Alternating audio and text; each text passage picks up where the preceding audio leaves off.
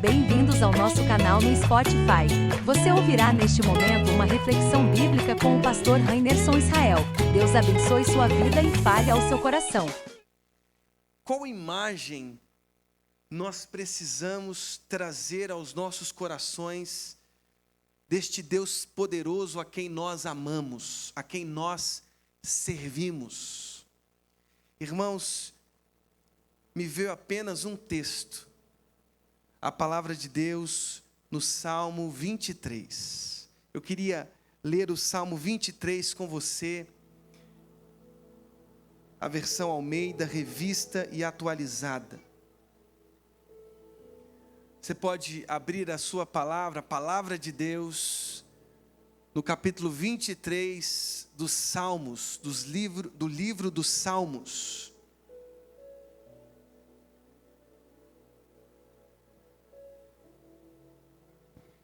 Quem encontrou aí, diga um amém bem forte. Amém. Ou então escola bíblica dominical, né?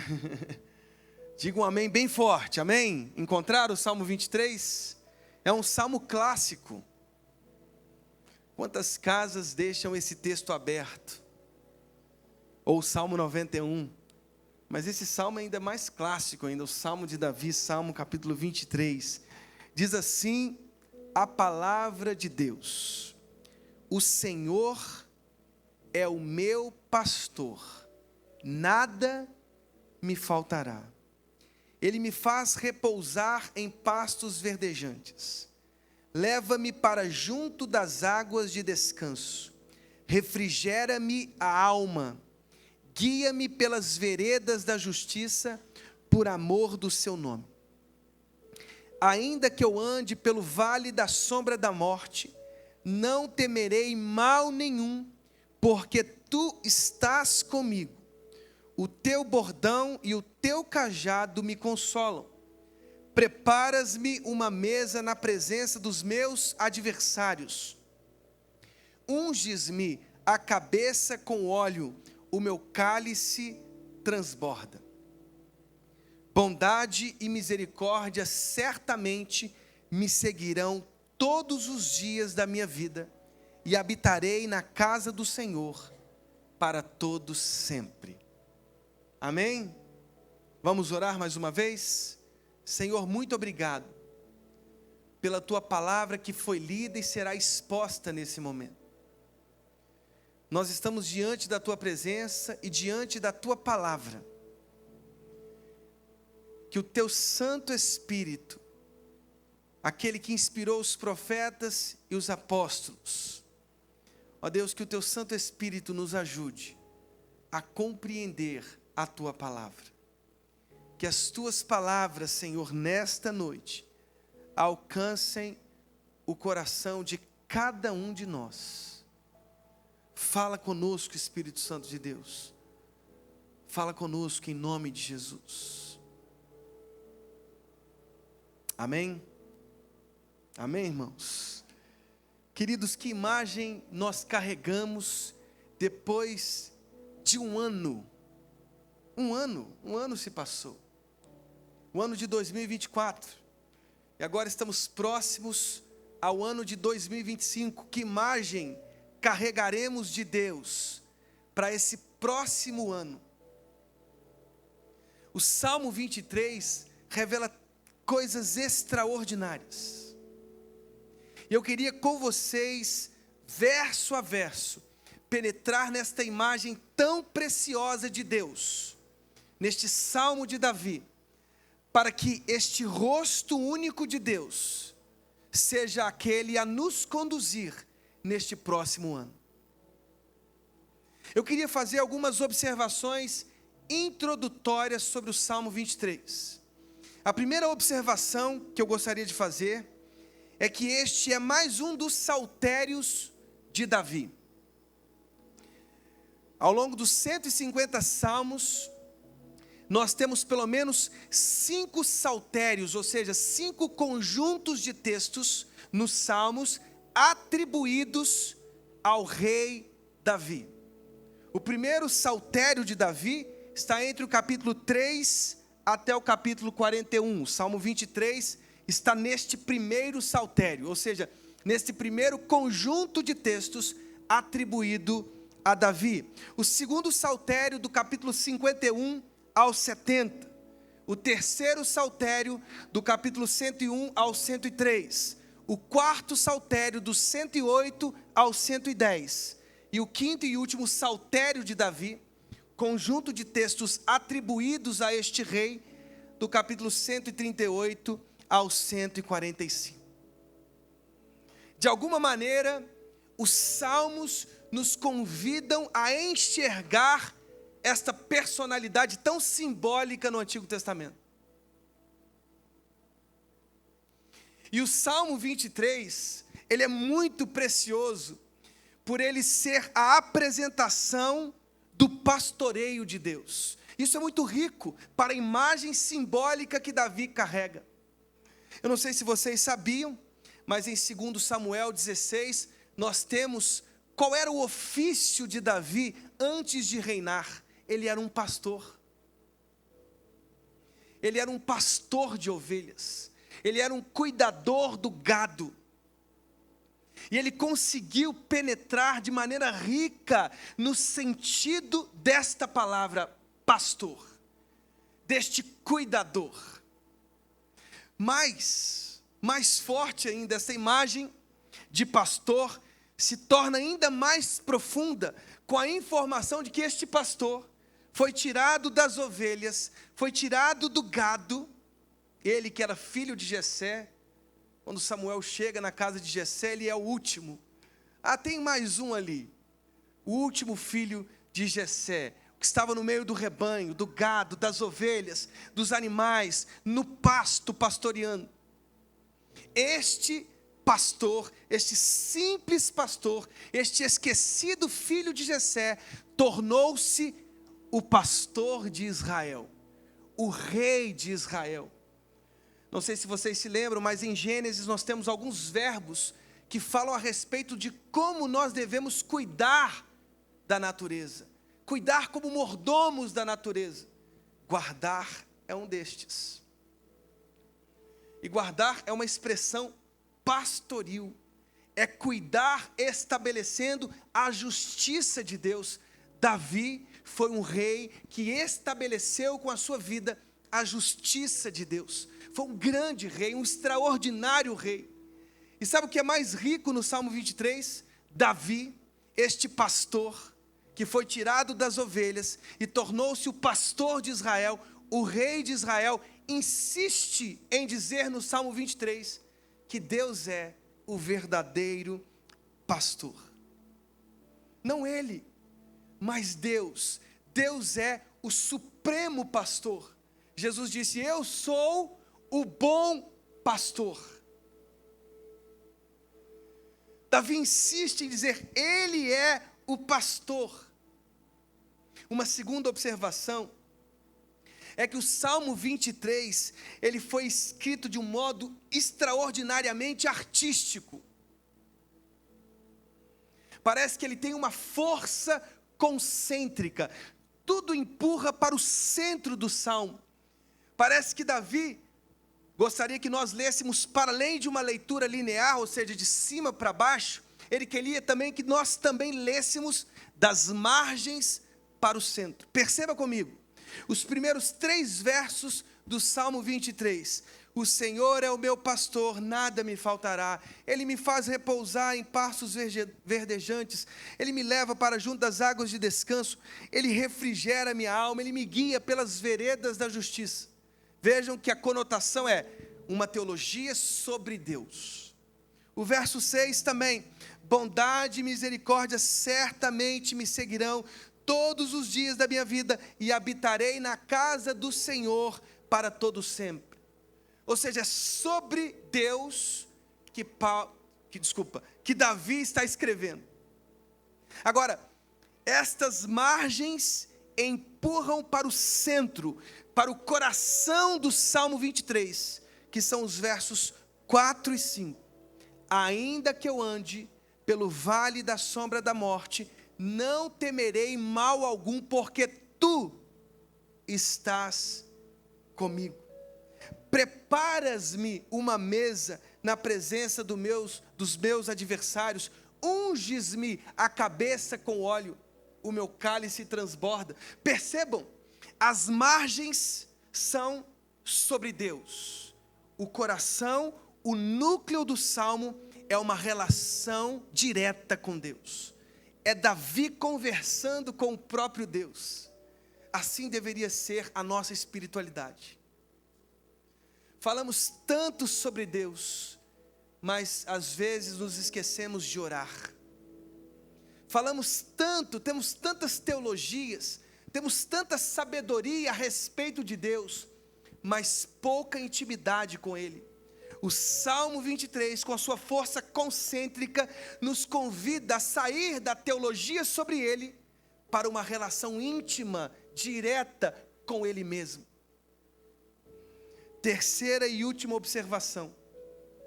O Salmo 23 tem duas imagens, duas metáforas fundamentais. Nos primeiros versos, o Salmo 23 apresenta Deus como pastor. Ele é o pastor. Ele é o supremo pastor. Ele é o cuidador das ovelhas. Mas há uma outra imagem tão importante quanto a imagem do pastor. Deus é, nos versos 5 e 6, o hospedador. Ele é o hospedeiro. Ele é o anfitrião. Ele é alguém que prepara a mesa. Ele é alguém que unge o seu visitante com óleo. Ele é alguém que faz transbordar o cálice daquele que ele recebe. Irmãos, imagens fortíssimas, profundas. Deus é o supremo pastor. Ele é o cuidador. Ele é alguém que pastoreia, direciona, dirige as suas ovelhas. Mas Ele também é o hospedeiro. Ele é o hospedador. Ele é o anfitrião que recebe, que acolhe, que abraça, que oferece. Irmãos, esta imagem nós precisamos carregar para o ano de 2025. Nós estamos a poucos dias de 2025. O Deus que cuidou de nós até aqui, nos ajudou o Senhor. Continuará cuidando das nossas vidas. E isso está claro no Salmo 23. Isso grita aos nossos olhos no Salmo 23. Eu quero perceber, através dos seus próprios olhos, o que o Senhor está nos dizendo nesta noite, a partir do Salmo 23. A partir dos versos do Salmo 23, o meu desejo, a minha oração é que Deus fale aos nossos corações, para que a gente entenda que esta imagem perfeita de Deus no Salmo 23, será aquela que nos conduzirá nos próximos dias, no próximo ano, ano de 2025. Vamos fazer esse exercício? Vamos juntos, verso a verso? Olha o que diz a palavra de Deus. O Senhor é o meu pastor, nada me faltará. Queridos irmãos, parece que essa imagem de pastor, essa imagem do pastor, ela é muitas vezes superficial aos nossos olhos. Nós nunca vivemos dramaticamente a vida pastoril da antiguidade. E por isso, às vezes, a superficialidade desta imagem que temos do pastor não consegue penetrar na riqueza desta afirmação. Ser um pastor na antiguidade, no Antigo Oriente, em Israel, era uma luta árdua, dramática. A permanência do rebanho, o cuidado com o rebanho, não era simples. As palavras de Jacó para o seu sogro São palavras elucidativas, emblemáticas, porque elas nos fazem penetrar no ofício pastoral, no drama de um pastor, no trabalho árduo de um pastor. Observe comigo, capítulo 31 de Gênesis, versos 38, 39 e 40.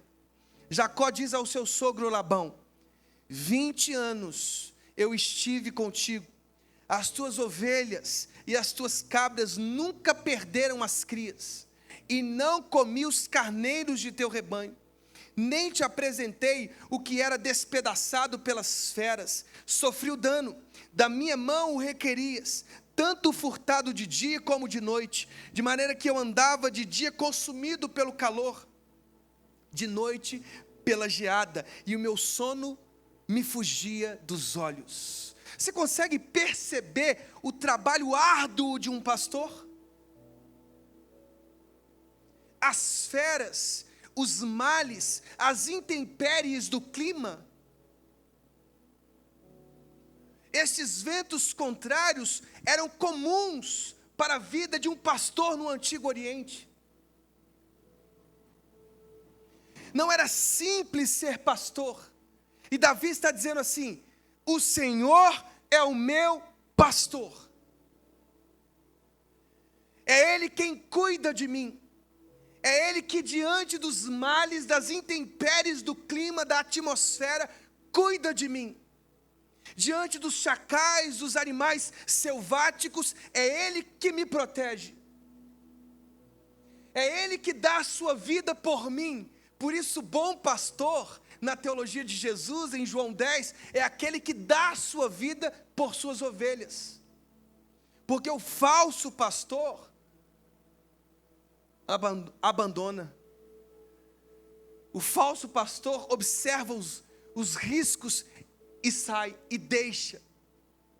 O bom pastor não.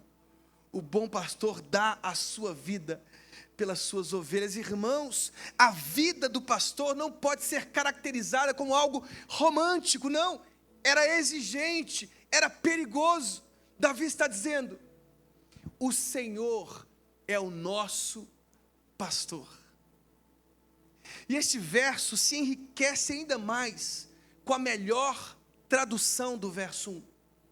Porque diz assim: o Senhor é o meu pastor. A melhor tradução diria assim: eu não sinto falta de nada.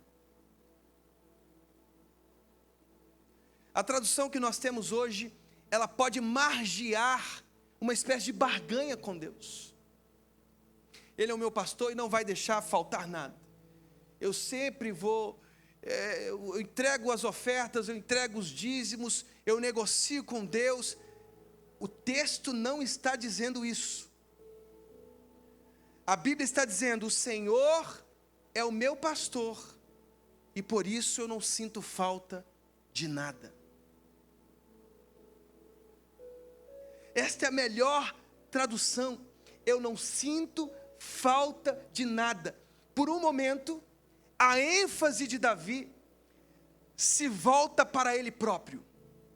E ao se voltar para ele próprio, Davi o que está fazendo é construindo uma percepção sobre o ser humano. Se Deus é o nosso pastor, os nossos corações estão saciados, suficientemente saciados, porque Deus é a nossa suficiência, Deus é o nosso sentido. Contraste o Salmo 23 com o Salmo 42.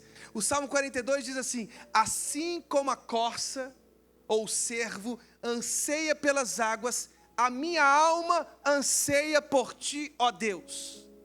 Alma no hebraico é nefesh, garganta. A garganta para o hebreu antigo é o órgão da saciedade. Por aqui atravessam-se as águas, os alimentos, a respiração. Tudo depende da garganta. Assim como a corça anseia pelas águas, a minha garganta anseia por ti, ó Deus. Contraste os sentimentos. Vejam as diferenças antropológicas que nós temos aqui. No Salmo 23, Davi sente-se suprido. está suprido, porque Deus é o pastor da vida dele. No Salmo 42, o salmista está longe de Deus. Ele está exilado, sentindo o peso do exílio e a escassez da presença de Deus, a escassez do templo, a escassez das idas ao templo, das peregrinações ao templo. Exilado, ele está triste, sozinho, precisando da glória de Deus, da presença de Deus. Davi está dizendo: o Senhor é o meu pastor, e por isso eu não sinto falta de nada. Eu não preciso das realizações que os homens dizem ser realizações. Eu não preciso do sucesso, das curtidas, das visualizações, dos aplausos humanos. Eu não preciso de me enriquecer, porque eu já estou saciado pela presença de Deus. E aí você percebe quantas pessoas que tornam coisas simples em deuses que são chamados por Timothy Keller de falsos. Quantas pessoas ancoram os seus barcos em amores, em dinheiro, em realizações, em sucesso profissional. Só que esses deuses cobram, esses deuses são falsos, e eles se quebram. E quando eles se quebram, todas as nossas vidas desaguam num grande ralo, num grande fosso sem fim. Deus não. Deus é a nossa suficiência. Deus é o que nós precisamos. É Ele quem nos oferece o sentido. O Senhor é o meu pastor, e por isso eu não sinto falta de nada. Amém, irmãos?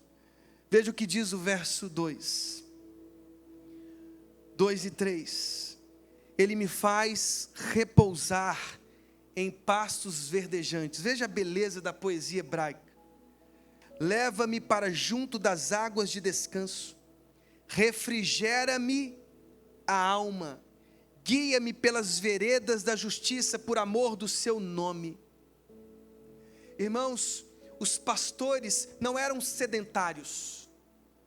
Os pastores eram nômades. Eles buscavam águas frescas. Eles buscavam pastos verdejantes. Eles direcionavam as ovelhas para a justiça. É impressionante como Davi, sendo pastor, conseguiu carregar teologicamente o rosto de Deus de uma imagem perfeita, por isso inspirada, por isso suprema. Deus é pastor, Ele é o nosso pastor, é Ele quem nos conduz, irmãos, às águas tranquilas, aos pastos verdejantes. É Ele quem nos oferece alimento, provisão, refresco, descanso, sábados. Agora, todas estas sendas, todos estes caminhos nos levam ao clímax da realização de quem nós somos nele. Porque Ele nos conduz às águas tranquilas, Ele faz a nossa alma sentir refrigério, Ele nos faz descansar em pastos verdejantes, porque no fundo, Ele quer nos conduzir a tzedaká, a justiça. A justiça, irmãos, uma tradução possível para essa expressão veredas, no verso 3, é trilha. A trilha permite que imaginemos que alguém andou por este caminho anteriormente. E porque alguém andou anteriormente por este caminho, os rastros ficaram como resultado visível desta história. O pastor nos conduz por estas trilhas, e ele nos faz observar os passos históricos do seu próprio povo. É como se Deus estivesse dizendo: observem os passos históricos de Israel. Observem a beleza do Sinai, o derramamento dos mandamentos, das leis de Deus. Quantas vezes ignoramos a nossa história? Quantas vezes ignoramos a história do povo de Deus? Irmãos, Deus quer nos conduzir para esta justiça, mas para experimentarmos esta justiça, nós precisamos observar a história, os passos, os vestígios que foram deixados por um povo, marcado às vezes por ignorância, idolatria, por desertos que foram esticados, porque desobedeceram. Irmãos, quem são os homens felizes, segundo o Salmo 1? O primeiro salmo. Quem são os bem-aventurados? Os bem-aventurados, os homens felizes, não são aqueles que ouvem o conselho dos ímpios, não são aqueles que se assentam na roda dos escarnecedores, não. Os homens felizes, bem-aventurados, são aqueles que têm prazer na lei de Deus e meditam nesta lei dia e noite. Eles serão como árvores frondosas que dão fruto na estação própria, certa. Ser conduzido pela justiça é perceber nos vestígios da história, nos resultados da história, nesta trilha, nos rastros, quais foram os acertos de Israel, quais foram os erros de Israel. Porque Deus quer nos conduzir à sua justiça. As consciências contemporâneas não suportam leis, não suportam mandamentos, não suportam ordens. Agora pense numa civilização sem leis. Pense no trânsito do Rio de Janeiro sem leis, sem semáforos, sem placas, sem sinais que sinalizam os perigos, os riscos posteriores ao lugar onde você está. Irmãos, placas, sinais são fundamentais para viajarmos, seguirmos as diretrizes, os mandamentos, as ordens de Deus. A palavra de Deus é tornar a nossa vida bem-aventurada. Quantas vezes ignoramos as leis de Deus? Quantas vezes ignoramos a palavra de Deus? Mas quando nós seguimos a palavra, quando nós seguimos as leis de Deus, irmãos, nós experimentamos a justiça de Deus. E que imagem linda deste Deus que nos faz perceber as injustiças. Há sempre na história humana os estrangeiros, os órfãos, as viúvas, os pobres da terra. Essas imagens, por mais antigas que pareçam, elas sempre vão simbolizar o cuidado que Deus sempre teve pelos necessitados. Os mandamentos sempre nos conduzirão a esta percepção, a esta sensibilidade para a vida. Porque sem esses gestos de justiça, o que estamos fazendo na igreja? O verso 6 do Salmo 23 diz assim: bondade e misericórdia certamente me seguirão todos os dias da minha vida. E diz o salmista: e habitarei na casa do Senhor para todos sempre. Ora, a natureza de Deus, irmãos, é sempre essa insistência na inversão do destino dos pobres. Olha o que diz o Salmo 113, do 7 ao 9. Diz assim: ele ergue do pó o desvalido e do monturo o necessitado, para assentar ao lado dos príncipes, sim, com os príncipes do seu povo. Faz que a mulher estéril viva em família e seja alegre mãe de filhos. Aleluia. É esta inversão que nós precisamos participar. Não participar desta inversão dos necessitados, das estéreis, dos pobres da terra, dos aflitos, dos doentes, dos presos. Não participar desta aflição é não nutrir-se do coração de Deus, é ignorar o mundo como um psicopata, que não sente nenhum tipo de sensibilidade diante da dor, ou diante da morte, quando a Bíblia nos convida a chorar com os que choram. O salmista, no capítulo 23, Davi: e permanecerei na casa do Senhor para todo sempre. Por quê? Porque a casa de Deus é o lugar da lembrança da justiça. Olha o que diz, por exemplo, o Salmo 122. Diz assim: alegrei-me quando me disseram, vamos à casa do Senhor. Pararam os nossos pés junto às tuas portas, ó Jerusalém. Jerusalém, que estás construída como cidade compacta, para onde sobem as tribos do Senhor, como convém a Israel, para renderem graças ao nome do Senhor. Lá estão os tronos da justiça, os tronos da casa de Davi. Ir à casa de Deus, ir a Jerusalém, é ser alimentado, retroalimentado pela justiça de Deus. Percebam, a trilha, as sendas, estes caminhos nos conduzem ao ápice. O ápice é estabelecer o reino e a sua justiça. Busquem em primeiro lugar o reino de Deus e a sua justiça. Olha o que diz o verso 4. Ainda que eu andasse pelo vale da sombra da morte. Aqui o hebraico é sombrio. Este vale é sombrio, é terrivelmente sombrio. Davi diz: ainda que eu ande pelo vale da sombra da morte, não temerei mal nenhum. O que Davi diz? Porque tu estás comigo, o teu bordão e o teu cajado me consolam. Quais são os instrumentos que o pastor carrega?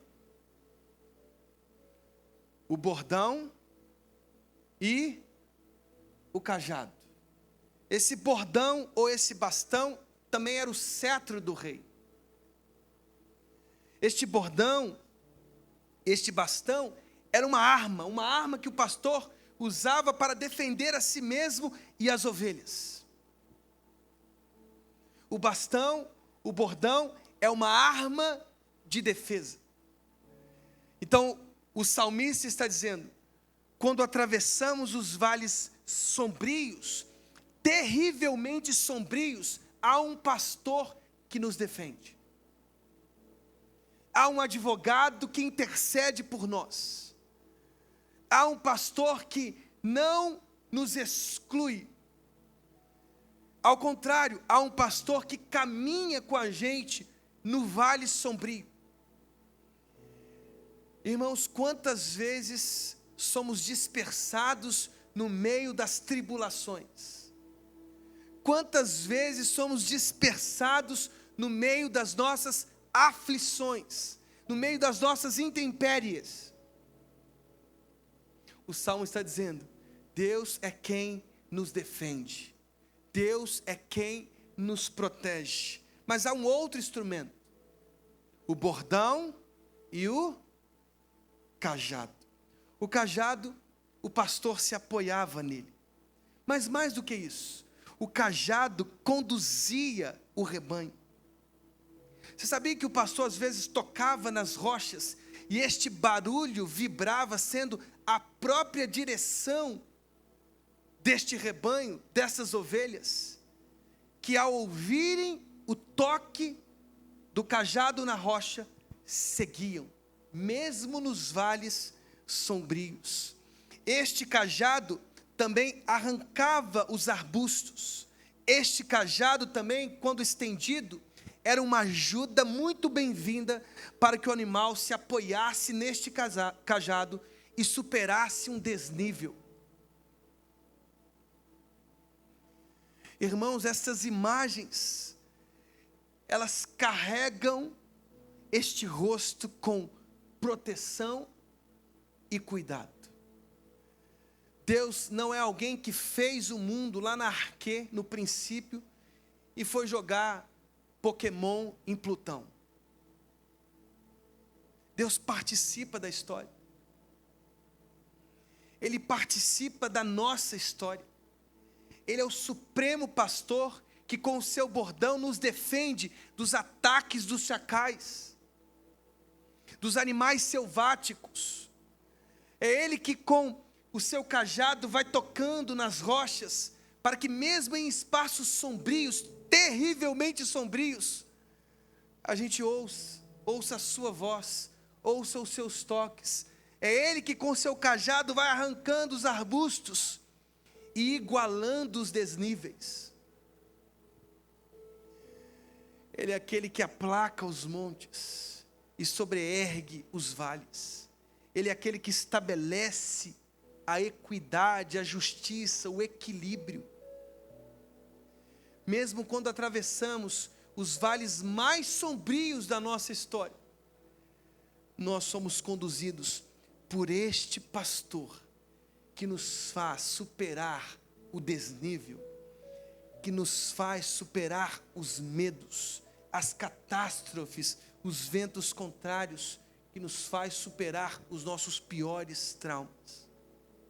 É Ele, o supremo pastor.